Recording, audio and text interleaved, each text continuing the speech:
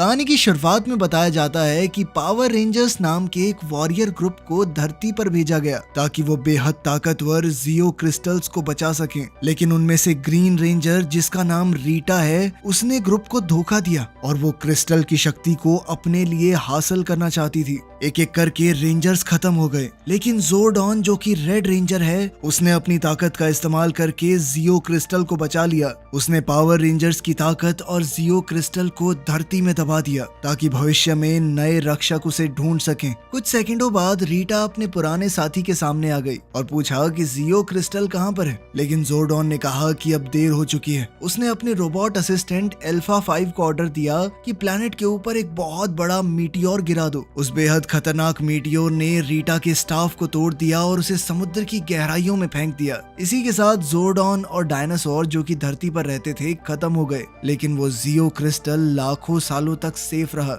अब कहानी पहुंची आज के समय में। जेसन स्कॉट नाम का एक लड़का अपने दोस्त के साथ मिलकर एक हाई स्कूल प्रैंक कर रहा था। उसने लॉकर रूम के अंदर एक जीता जागता सांड छोड़ दिया, लेकिन जल्द ही पुलिस को बुला लिया गया, जिन्होंने जेसन को अपने पिता के ट्रक में वहां से भागते देख लिया। फिर रोड पर वो एक कार से टकरा गया, लेकिन अच्छी बात ये हुई कि उसे ज्यादा चोट नहीं लगी। लेकिन जो भी उसने किया उसके लिए उसे हाउस अरेस्ट पर डाल दिया गया और पूरे साल की डिटेंशन भी दे दी गई। फिर अगले दिन स्कूल में उसकी मुलाकात किम्बरली से हुई, जो एक चीयर लीडर है और जेसन मन ही मन में उसे पसंद भी करता था। वहीं हम बिली नाम के एक काफी होशियार लड़के को देखते हैं, लेकिन उसे एक बदमाश लड़का बहुत परेशान कर रहा था। जेसन ने कोल नाम के उस लड़के से कहा कि अगर लड़ना ही है ना तो मुझसे लड़के देख। जब कोल ने हमला करने की कोशिश की तो जेसन बड़ी आसानी से बच गया और उल्टा चमाट दिया मुंह पे। फिर उसने वार्निंग देते हुए कहा कि बिना बात लड़के को तंग मत करना। उसकी इस हरकत से बिली और साथ साथ किम्बरली भी बहुत इम्प्रेस हो गई। क्लास खत्म होने के बाद जेसन बाहर जा रहा था, लेकिन रास्ते में उसे बिली मिल गया। बिली ने उसे शुक्रिया कहा और पूछा कि घूमने चलोगे थोड़ा। जेसन ने मना करते हुए अपना इलेक्ट्रॉनिक एंकल ब्रेसलेट दिखाया जो पुलिस वालों ने उसे पहना रखा था। अब बिली ने कहा कि एक डील करते हैं। बिली ने कहा कि इस ब्रेसलेट को मैं बंद कर सकता हूँ, लेकिन फिर तुम्हें मुझे शहर की माइंस तक ले जाना पड़ेगा। इसके बदले में तुम मेरी गाड़ी ले लेना, चाहे जितना मर्जी घूम लेना पूरी रात। जेसन मान गया और कुछ देर बाद बिली के घर पर पहुंचा। बिली ने अपने कंप्यूटर से ब्रेसलेट को कुछ ही सेकंडों में रीप्रोग्राम कर दिया। अब जेसन आजाद था तो वो अपना प्रॉमिस पूरा करने के लिए बिली को माइंस में ले गया। माइंस के अंदर बिली ने जेसन से थोड़ी मदद मांगी, लेकिन जेसन ने कहा कि देख भाई, मैंने अपना काम कर दिया है, अब मैं तेरी गाड़ी लेके घूमने जा रहा हूँ। लेकिन गाड़ी तक जाते हुए उसे बिली के लिए बुरा लगने लगा। वो वापस मुड़ गया कि भाई की मदद कर ही देता हूँ। तभी उसने देखा कि किम्बरली पहाड़ के पास एक नदी में कूद गई। जब वो काफी देर तक बाहर नहीं आई तो जेसन को लगा कि डूब गई शायद। वो उसे बचाने के लिए भागा, लेकिन किम्बरली कुछ देर बाद बाहर आ गई और उसे देखकर बड़ी हैरान हुई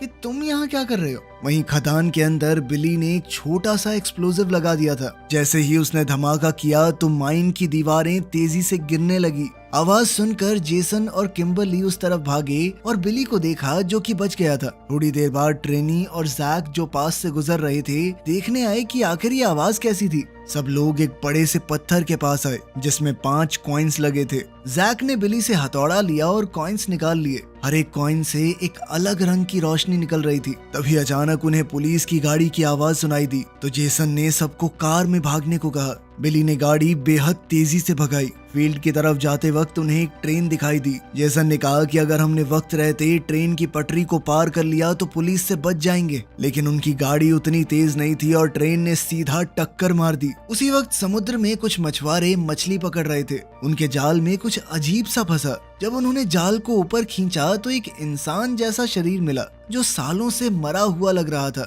सेलर्स को समझ नहीं आया कि ये है क्या, लेकिन फिर भी उन्होंने बॉडी को पुलिस वालों को देने के लिए रख लिया। अगले दिन जब वो शहर के पोर्ट पर पहुंचे और बॉडी को चेक करने गए तब पता चला कि ये शरीर तो जिंदा था। ये सालों पुरानी वही विलन रीटा निकली और उसने पूरी क्रू को मार दिया। इधर जेसन, बिली और किम्बरली अपने अपने कमरों में उठे। उन्हें समझ नहीं आ रहा था कि आखिर वो ट्रेन एक्सीडेंट से बचे कैसे। उन्हें कोई चोट भी नहीं लगी थी और उनके पास वो खास तरह के कॉइन्स अभी भी मौजूद थे। मतलब सपना तो बिल्कुल नहीं था वो। जब बिली स्कूल गया तो वहाँ कोल्ट फिर से उसे परेशान करने आया। उसने बिली का हाथ मोड़ने की कोशिश की लेकिन हाथ को हिला तक नहीं पाया। फिर वो अपने सर से उसे मारने लगा लेकिन खुद ही बेहोश हो गया। इस सब के बाद बिली भी स्कूल में थोड़ा पॉपुलर हो गया, लेकिन किम्बरली और जेसन ने उसे साइड में बुला के बात की। तीनों ने अपने अपने रेड, ब्लू और पिंक कॉइन्स दिखाए और जेसन ने कहा कि इन कॉइन्स के अंदर जादुई शक्तियां हैं। सच जानने के लिए तीनों फिर से खदान के पास गए जहां उन्हें जैक और ट्रीनी मिले। उनके पास ब्लैक और येलो कॉइन्स थे। उन दोनों को भी सुपर पावर्स मिली थी। अपनी नई ताकत दिखाते हुए वो बड़ी आसानी से पहाड़ पर चढ़ पा रहे थे। बाकी तीनों ने भी वही किया और जब वो टॉप पर पहुंच गए तो जैक ने एक टेस्ट किया और एक पहाड़ से दूसरे पर छलांग लगा दी। बीच में एक गहरी खाई थी।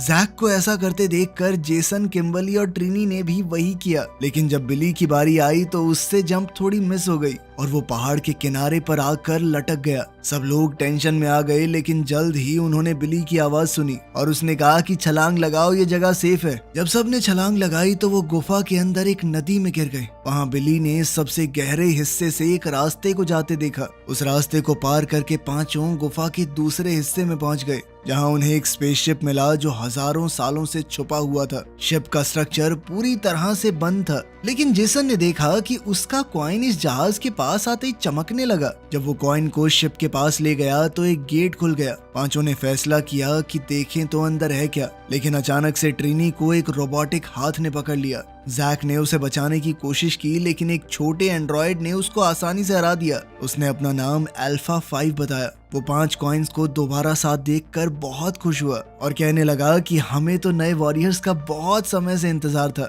लेकिन हमारे 5 हीरोज को समझ नहीं आया कि ये चल क्या रहा है। लेकिन रोबोट ने उन्हें आगे प्लेटफॉर्म पर खड़े होने को कहा, क्योंकि उनके सवालों के जवाब सिर्फ वो नहीं दे सकता। सभी लोगों ने उसकी बात मानी और प्लेटफॉर्म पर चढ़ गए। जैसे ही वो ऊपर गए, शिप एक्टिवेट हुआ और उनके सामने एक पैनल खुल गया जिसमें एक इंसान जैसा चेहरा दिख रहा था। अल्फा ने सबको उनके लीडर ज़ोर्डॉन के बारे में बताया, जो आज से लाखों साल पहले दुनिया के रखवालों में से एक था। अल्फा 5 की मदद से ज़ोर्डॉन की ताकत का एक हिस्सा आज तक महफूज था और अब वो स्पेसशिप का दिमाग बन चुका था। ज़ोर्डॉन हैरान हुआ ये देखकर कि उन कॉइन्स ने 5 बिल्कुल जवान बच्चों को चुना है, लेकिन समय बर्बाद करने का मौका नहीं था। उसने उन 5 से मदद मांगी क्योंकि दुनिया खतरे में है। ज़ोर्डॉन ने उन्हें जियो क्रिस्टल के बारे में बताया। वो एक ताकत का स्रोत है जो जिंदगी देता है और इसी शहर के आसपास कहीं छुपा हुआ होगा। पावर रेंजर्स का काम है कि किसी भी हाल में उस क्रिस्टल को दुश्मन के हाथ नहीं लगने देना, क्योंकि अगर ये गलत हाथों में गया तो उसे पूरी दुनिया को तबाह करने की ताकत दे सकता है। अपनी बात का सबूत देने के लिए ज़ोर्डॉन ने 5 को एक हिप्नोसिस स्टेट में डाल दिया, जहां उन्होंने अपने शहर को पूरी तरह से तबाह होते हुए देखा। ये सब किसी और ने नहीं, रीटा ने ही किया था। विजन के बाद बताया गया कि रीटा वापस आने वाली है और सिर्फ रेंजर्स ही उसे क्रिस्टल लेने से रोक सकते हैं, लेकिन उससे पहले उन्हें अपनी ताकतों को कंट्रोल करना सीखना होगा, एक खास तकनीक से जिसका नाम मोर्पिंग है। सब कुछ समझने के बाद ट्रीनी ने सोचा कि ये सब पागलपन है और वहाँ से चली गई। जैक, बिली और किम्बरली भी उसके साथ चले गए। जेसन भी जाने लगा, लेकिन ज़ोर्डॉन ने कहा कि पावर कॉइन ने तुम्हें किसी वजह से चुना है। उसने ये भी बताया कि तुमसे पहले मैं रेड रेंजर था, लेकिन अब तुम्हें रेंजर्स को लीड करके दुनिया को बचाना होगा, इससे पहले कि देर हो जाए। इन बातों ने जेसन को सोचने पर मजबूर कर दिया। वो बाहर बाकी सबसे मिला जो उसका इंतजार कर रहे थे। किम्बरली ने पूछा कि क्या तुम सच में इस कहानी पर विश्वास कर सकते हो? विश्वास ना होने के बावजूद जेसन ने फैसला किया अगले दिन वापस आने का और कहा कि वो पहाड़ के टॉप पर बाकी सबका इंतजार करेगा।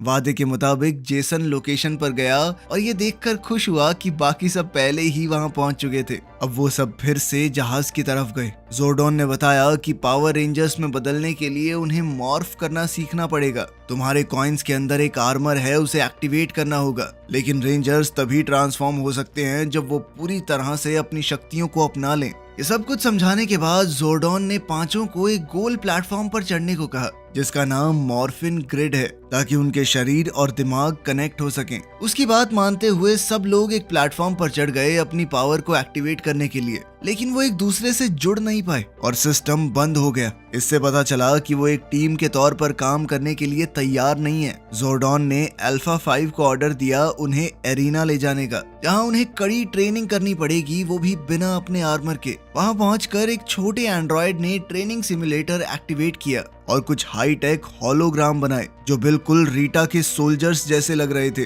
जिन्हें स्टोन मैन कहा जाता है। जैक ने सोचा कि ये तो बस एक होलोग्राम है, ये मुझे मार थोड़ी सकता है, इसीलिए वो सबसे पहले एरिना में गया। लेकिन जल्द ही वो समझ गया कि इन होलोग्राम्स की फिजिकल बॉडी भी है। उनके एक ही वार में वो गिर गया। अल्फा 5 ने सबको समझाया कि आने वाले दिनों में कड़ी ट्रेनिंग करनी पड़ेगी, तभी 1% चांस बन पाएगा कि तुम रीटा का सामना कर पाओ। ट्रेनिंग शुरू हुई और अपनी ताकतों के बावजूद उन्हें होलोग्राम से लड़ने में बहुत दिक्कत हो रही थी। तो अल्फा 5 ने उन्हें एक स्पेशल टेक्निक सिखाई, जहां उन्हें दुश्मनों के हमले से बचते हुए उन्हें पीछे से पकड़कर जमीन पर फेंकना है। जेसन और बाकी लोग ये तो सीख गए और लड़ाई की बढ़िया प्रैक्टिस की, लेकिन अभी तक कोई भी मॉर्फ नहीं कर पाया। उन लोगों को थोड़ा मोटिवेट करने के लिए अल्फा 5 उन्हें गुफा के दूसरे हिस्सों में ले गया, जहां उसने अपने मेन साथी जॉर्ड्स दिखाए। ये मशीन्स पुराने डायनासोर्स के जमाने के जानवरों पर बनी है और ये हैं तुम्हारी सवारी, लेकिन तुम इन्हें तभी कंट्रोल कर पाओगे जब तुम मॉर्फ करना सीख लोगे, क्योंकि सिर्फ आर्मर पहनने के बाद ही जॉर्ड्स को बुलाया जा सकता है। ये सब दिखाने के बाद अल्फा 5 ने कहा कि अपनी ट्रेनिंग जारी रखो, लेकिन जैक ने चुपके से अपना जॉर्ड टेस्ट करने का फैसला किया। जैसा होना था वही हुआ। वो मशीन को कंट्रोल नहीं कर पाया और जॉर्ड पहाड़ के नीचे कंट्रोल के बाहर चला गया। बहुत मेहनत के बाद जैक जॉर्ड को किसी तरह शिप तक वापस लेकर आया, लेकिन पहाड़ की दीवार को क्रॉस करते वक्त उसने लगभग अपने दोस्तों को कुचल ही दिया था इस मशीन से। किस्मत से किसी को चोट नहीं लगी, लेकिन जेसन जैक के एटीट्यूड पर बहुत गुस्सा हुआ और उससे बात करने गया। जैक उसकी बात नहीं सुन रहा था, लेकिन जेसन ने उसे पकड़ लिया और फिर दोनों सबके सामने लड़ने लगे। बिली उन दोनों के बीच में खड़ा हुआ और उन्हें रुकने को कहा। तभी अचानक से बिली का आर्मर एक्टिवेट हो गया। सब लोगों ने हैरान होकर उससे पूछा कि तुमने ये कैसे किया, लेकिन बिली को खुद भी नहीं पता था कि ये हुआ कैसे। थोड़ी देर बाद आर्मर दोबारा गायब हो गया। फिर ज़ोर्डॉन की आवाज आई और उसने बिली को दोबारा मॉर्फ करने को कहा, लेकिन बिली बहुत कोशिश करने के बाद भी नहीं कर पाया, जिससे ज़ोर्डॉन निराश हो गया और उसने आज की ट्रेनिंग कैंसिल कर दी। उसने कहा कि अभी जाओ यार, दिमाग खराब हो गया, तुम लोग तैयार नहीं हो अभी पावर रेंजर्स बनने के लिए। ये सुनकर सब लोग उदास होकर चले गए, लेकिन जेसन शिप में ज़ोर्डॉन से बात करने गया। वहाँ उसने ज़ोर्डॉन को अल्फा 5 से बात करते हुए सुना कि बच्चों को मॉर्फिंग ग्रिड एक्टिवेट करना बहुत जरूरी है, वरना वो दोबारा जिंदा नहीं हो पाएगा। ये सुनकर जेसन ने ज़ोर्डॉन पर इल्जाम लगाया कि वो सिर्फ अपना शरीर वापस पाने के लिए उनका इस्तेमाल कर रहा है। ज़ोर्डॉन ने समझाने की कोशिश की, लेकिन जेसन ने कहा कि मुझे अपनी टीम पर भरोसा है और हम बिना तुम्हारी मदद के भी लड़ लेंगे।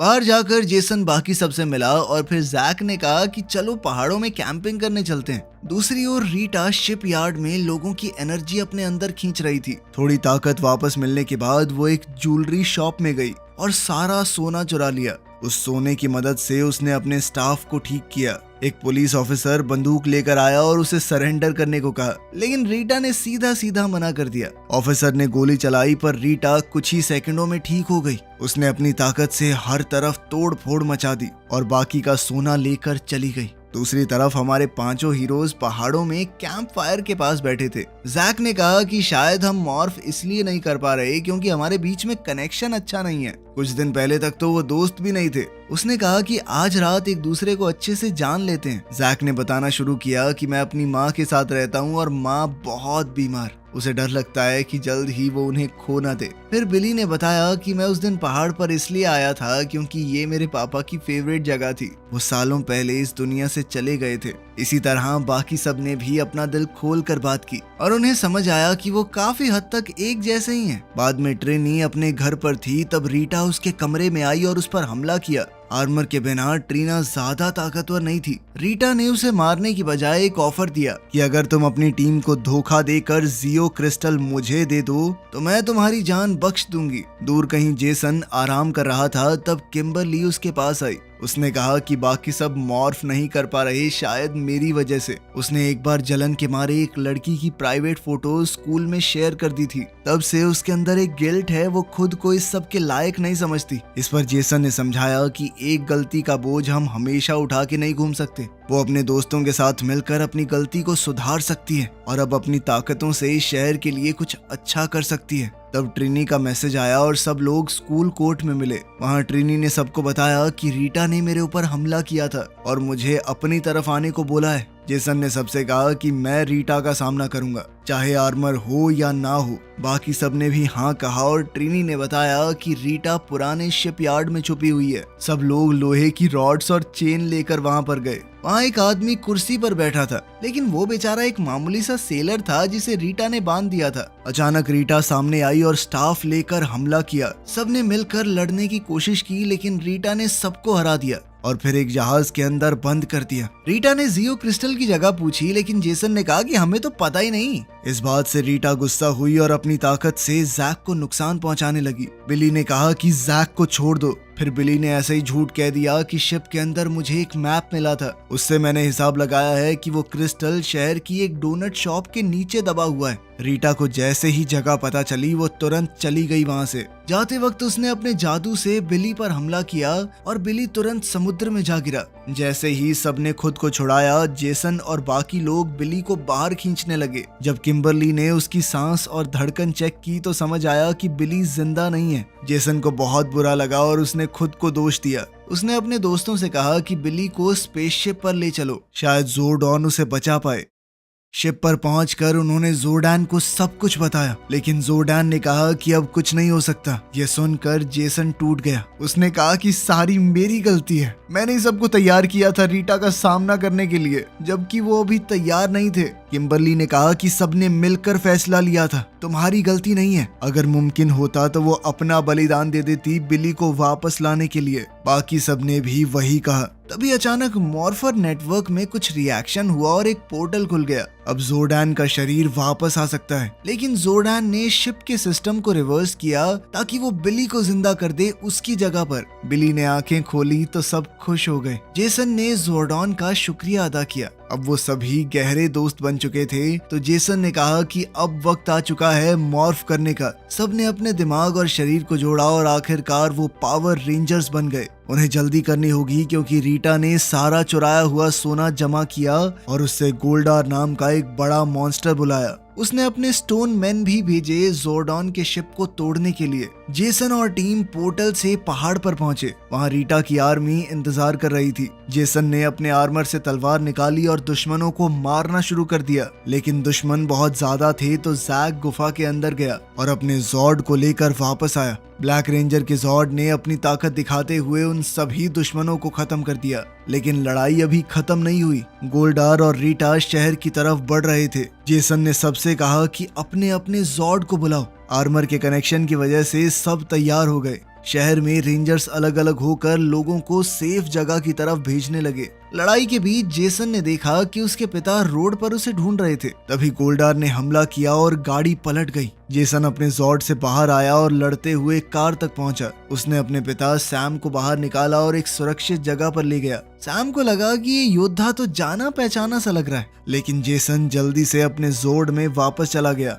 रेंजर्स ने गोल्डार पर हमला किया, लेकिन वो बहुत ताकतवर था। पिंक रेंजर ने रिस्क लिया और अपने जॉर्ड से बिली को रीटा की तरफ फेंका। गिरते वक्त ब्लू रेंजर ने अपने जोर्ड का सिस्टम एक्टिवेट किया और एनर्जी वेव छोड़ी। इससे गोल्डार और रीटा जमीन पर गिर गए। रीटा के बेहोश होते ही वो सभी स्टोन मैन जो उसकी ताकत से चल रहे थे टूट गए। सबको लगा कि लड़ाई खत्म हो गई, लेकिन गोल्डार उठ गया और उसने रीटा को ठीक कर दिया। उसने जोर से जमीन पर मुक्का मारा और डोनट शॉप के नीचे जियो क्रिस्टल दिख गया। रीटा क्रिस्टल लेने ही वाली थी, लेकिन रेंजर्स गड्ढे के सामने खड़े हो गए और अपने हथियारों से फायर किया। फिर भी वो मॉन्स्टर उनके जॉर्ड्स को तोड़ने लगा और उन्हें गड्ढे की तरफ धक्का दे दिया। अपनी पूरी ताकत लगाकर जेसन और बाकी सब ने एक और हमला किया, लेकिन सब गड्ढे में गिर गए। अब रीटा और गोल्डा क्रिस्टल को लेने ही वाले थे, लेकिन तभी अचानक एक बहुत बड़ी मशीन सामने आई। रेंजर्स के जॉर्ड्स एक साथ जुड़े और एक बेहद ताकतवर वॉरियर बन गया, जिसका नाम ब्लू रेंजर ने मेगा जॉर्ड रखा। लेकिन रीटा डरी नहीं, उसने अपने शरीर को गोल्डार के साथ जोड़ दिया और फिर वो और ज्यादा ताकतवर हो गई। मेगाजॉर्ड ने कई मुक्के और लाते मारी, गोल्डार फिर भी नहीं रुका। लेकिन तभी रेड रेंजर ने सबको अल्फा 5 की सिखाई हुई वो टेक्निक याद दिलाई। सबने दुश्मन के अटैक से बचाव किया, फिर पीछे से पकड़कर गोल्डार को जमीन पर जोर से पटका। मेगाजॉर्ड ने अपनी 2 तलवार निकाली और गोल्डार को मारा। आखिरकार गोल्डार टूटने लगा। अब रीटा कमजोर पड़ गई थी तो वो माफी मांगने लगी। रेड रेंजर ने कहा कि ग्रीन कॉइन हमें दे दो और सरेंडर करो, हम तुम्हारी जान बख्श देंगे। लेकिन रीटा ने ऐसा करने से मना कर दिया। तब जेसन ने मेगाजॉर्ड से उसे जोरदार थप्पड़ दिया, बिल्कुल वैसा ही जैसा उसने स्कूल वाले लड़के को दिया था। इस चांटे से रीटा किसी रॉकेट की तरह स्पेस में उड़ गई। उसका शरीर जम गया और वो इसी तरह स्पेस में भटकती रहेगी। आखिरकार लड़ाई खत्म हुई। पावर रेंजर्स ने अपने शहर और दुनिया को बचा लिया था। लोग हीरोज का शुक्रिया अदा करने लगे, लेकिन उनकी असली पहचान किसी को नहीं पता। कुछ दिन बाद सब अपनी आम जिंदगी जीने लगे। उनकी दुनिया अब महफूज थी। जेसन शिप पर वापस गया और अपनी तलवार वहीं छोड़ दी। उसने वादा किया कि अगर दुनिया पर कोई खतरा आया तो वो वापस आएगा। अब वो फिर से डिटेंशन के लिए स्कूल गया, लेकिन इस बार उसके दोस्त उसके साथ थे। वीडियो पसंद आई तो लाइक कर देना, चैनल को सब्सक्राइब कर लेना। मिलते हैं अगली वीडियो में।